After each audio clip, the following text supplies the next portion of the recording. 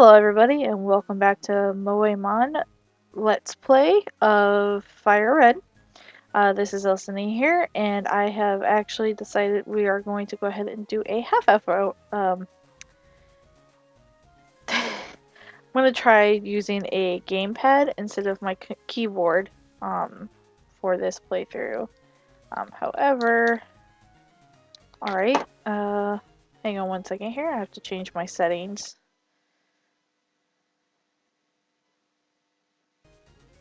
Okay, let's see. There we go. This makes playing this so much easier. Okay, so like I can even run and everything a whole lot better than before. So let's talk to this guy. Every port we hold parties with invited trainers. Alright. So let's make our way through this ship. Alright.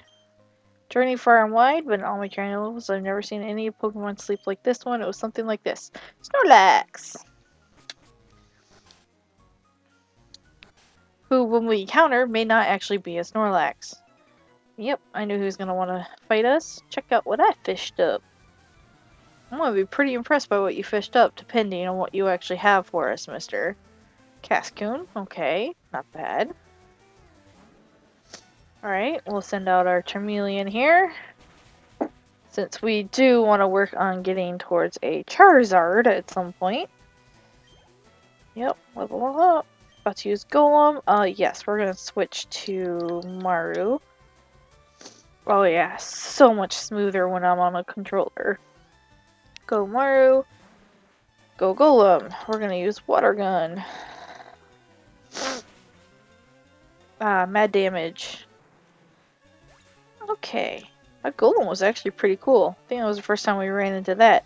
And Pharos. Yes, we are going to definitely switch to Ichigo.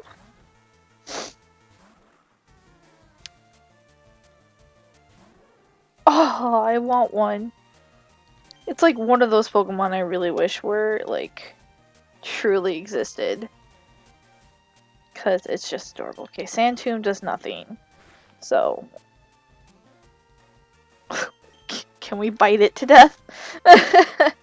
Thundershock doesn't affect me because I'm a ground type. Oh, apparently Sand Tomb doesn't want to work against you. Oh crap, Static.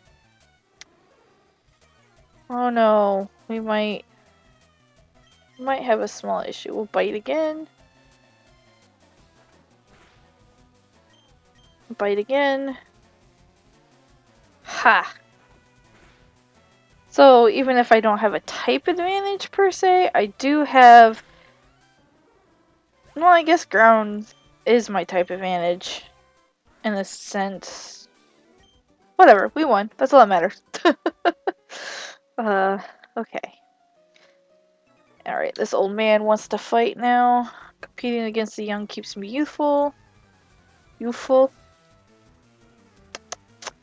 Yeah. Gentleman Brooks would like to battle. Send out Marowak. Aw, look at that Marowak. We are gonna Metal Claw, see what that does. Nope. Okay. Not very powerful. I've always had a hard time placing steel properly in terms of type effectiveness. Ember. Oh no, I should have tried Scratch. Oh well, it's too late. Defense fell. Scratch. I guess it doesn't matter either way. We'll Scratch again though, just to hang on to our fire type. Ouch! I didn't see that coming. I should have seen that coming. This might be a bad idea as well, but since he's already almost down, Donut may have a chance to actually survive a fight without me constantly swapping.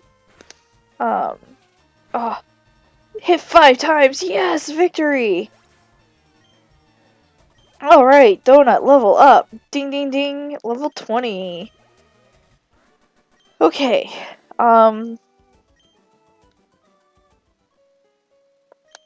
all that for Stardust. But hey, we can sell that for money, so it could be worse. I'm actually gonna head down and recover, just because I want to keep my party mostly functional for these fights. One, so that they gain levels, and two, because, you know, nothing like taking advantage of type advantages in combat, in Poke battles. So that's something. Run, run, run, run, run. Ah, see, isn't this so much better?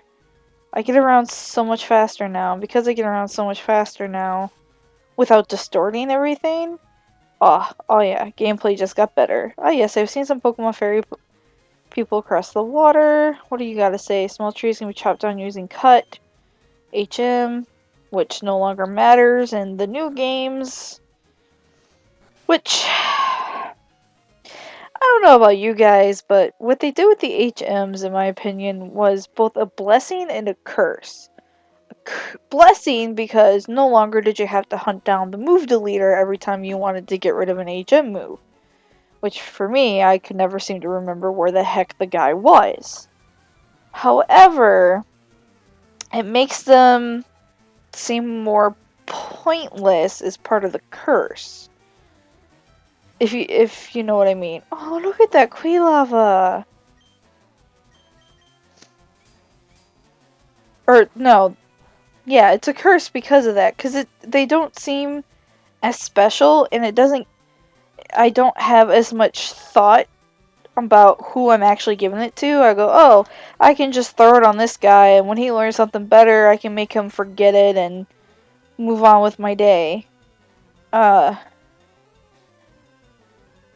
Instead of before, it was, you really had to put thought into who you were forcing to be stuck with the HM move. Which is why there was usually the HM slaves. Though I wonder if that's why they got rid of that functionality with the HMs. Because people would just use the moves that weren't even, in most cases, that great. Though Surf was actually pretty good back in the day. And Fly is pretty useful. But pretty much the rest of them were kind of eh in terms of effectiveness. Unless I'm wrong. If I'm wrong, prove me wrong. But it's just, I don't know how I feel about the changes with that. Yay, we leveled up. Level 23. One step closer to becoming a Charizard. He's sending out a Hoot Hoot. Let's see. Oh, look at that Hoot Hoot. Let's fire roast this bird. Oh no. Oh, thank God it missed. Okay. Let's try Metal Claw. Well, I am excited with Ruby and Sapphire remakes. I've played a little bit. I actually need to get back to it, but I've kind of been playing this for you guys more so than playing it the newer stuff. Heck, I mean X and Y, I don't even think I actually finished it. Though I did love it. I mean, there's through the years there's been things I've loved and hated about pretty much every game that came after the first. Well, no, because Gold, Silver, and Crystal Saga, basically Gen 2. Gen 2 was amazing. Gen 1, of course, was the one that started it all, so people hold it in high regard. There's also the people that don't like change. Well, the Gen, what do people call them? The Gen runners? I don't know. I have mixed feelings about the approach people have been taking to Pokemon. Now that I'm an adult, yes, a lot of Pokemon is silly. It's not aging quite the same way, though the game is trying to make itself a little different every time. Oh man, I'm not paying attention. Poor Maru's not doing pretty well here.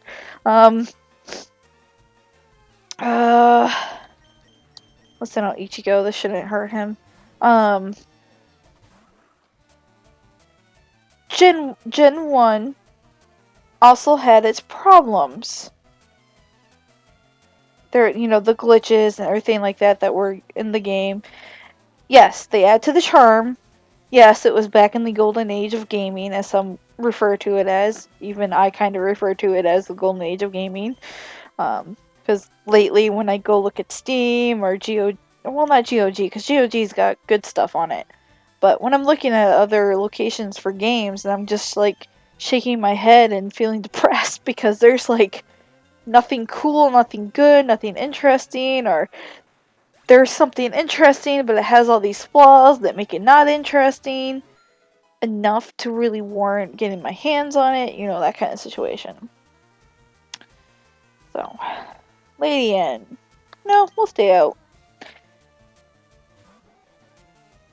So when we got Gen 2, it was a blessing because we didn't have all those glitches or,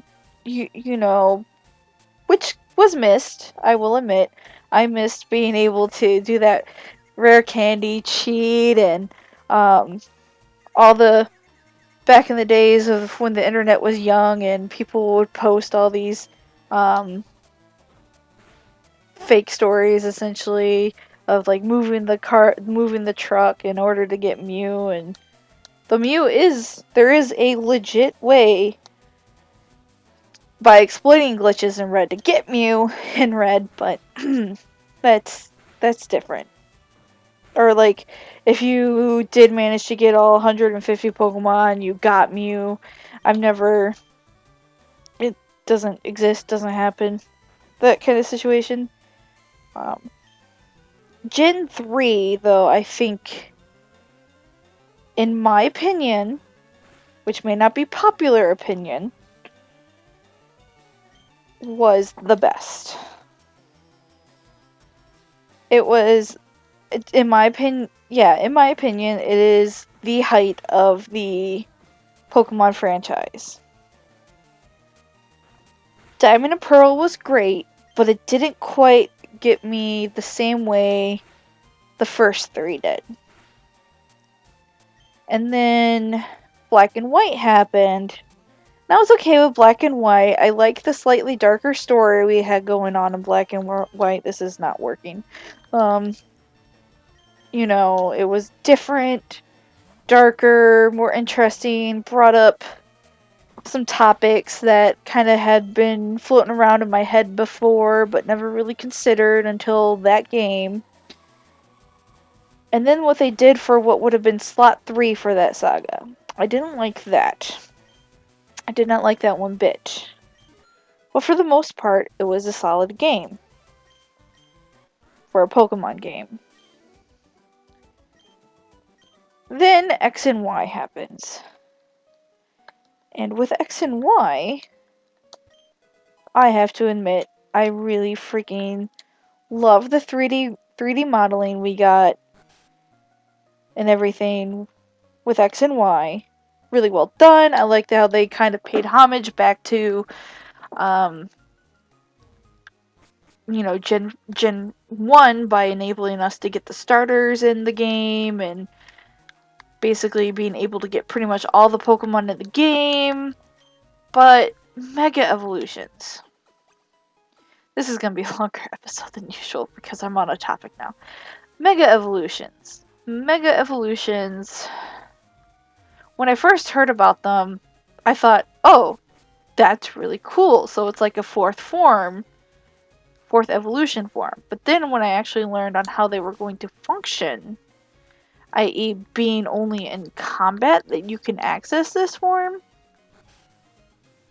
it felt too much like none other than Digimon to me.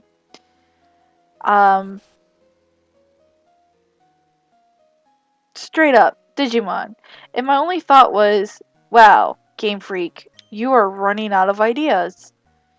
Now, I know the creator has mentioned that it was his plan to begin with to have many different forms of evolution, and this actually has been present in all the games before X and Y. In the first game, we had evolutions by trade and evolutions by stone, and evolutions by leveling. And then we started getting evolutions not only by trade, but trade by item. Then we had evolutions by holding items, evolutions by learning certain moves, evolutions caused by environment. Look at Glaceon and Leafeon. So, yes, there are many different forms of evolution. But the whole premise of Pokemon is the evolution is permanent. When you're crossing over into these mega evolutions, it's not permanent. Cool, but not permanent. It'd be really cool if it was a permanent evolution factor for Pokemon. Because it can open a whole new door. Oh god, it's Gary. Or Green, as we called him. How's my Pokedex coming? Yep.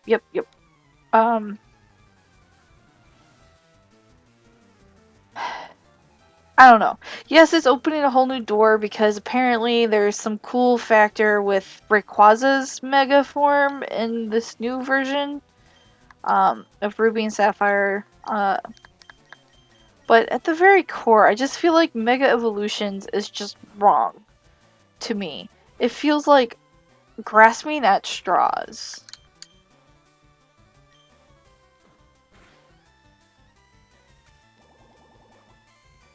Though to be fair, Slowbro and I believe Slowking are two Pokemon that are, yes, this was actually confirmed, that are legitimately able to actually devolve. Mr. Mime. Yes. No, we want to keep Rhea out.